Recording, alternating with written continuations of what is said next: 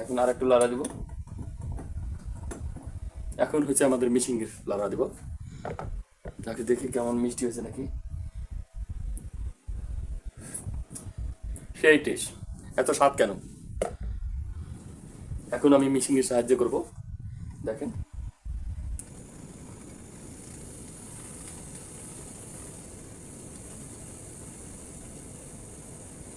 এভাবে খাইলে অনেক মজা লাগে, তৃপ্তি পাবেন।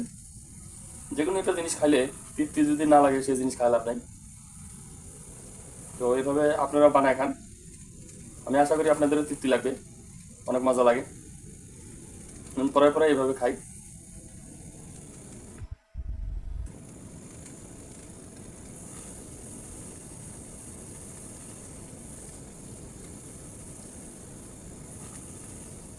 এ পর্যন্তই আজকে, তবে আশা করি অনেক ভালো লাগছে।